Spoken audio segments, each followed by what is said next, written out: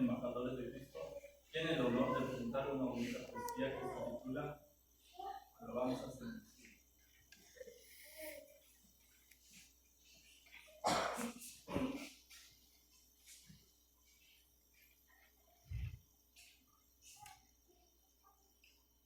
Después de esto, oí una gran voz de una gran multitud en el cielo que decía: ¡Aleluya! Salvación y honra y gloria y poder son del Señor Dios nuestro.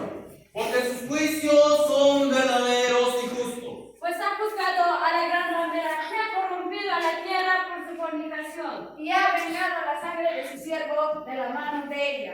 Otra vez dijeron: ¡Aleluya! Y el humo de ella sube por los siglos de los siglos. Y los 24 ancianos y los 4 seres vivientes se postraron en tierra y adoraron a Dios, que estaba sentado en el trono, y decían: ¡Amén! ¡Aleluya! Y salió del trono una voz que decía: alabad a nuestro Dios todos sus siervos, y los que le teméis así pequeños Como grandes, y oí como la voz de una gran multitud. como el estruendo de muchas aguas. Como la voz de grandes truenos que decía: ¡Aleluya! Porque el Señor nuestro Dios Todopoderoso reina. Gocemos y alegremos. Porque han llegado las bodas del Cordero, y su esposa se ha preparado. y a ella se le ha concedido que se viste de lino fino. limpio y resplandeciente. porque el lino fino. Son las acciones justas de los santos. Y el ángel me dijo: Escribe: bienaventurados los que son llamados. a la cena de las bodas del Cordero.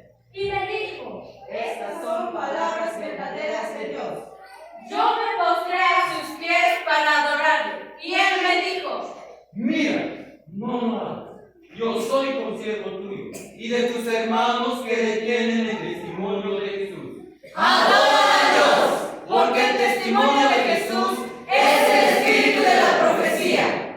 Entonces vi el cielo abierto, y he aquí un caballo blanco, y el que lo montaba se llamaba Fiel y Verdadero, y con justicia juzga y pelea.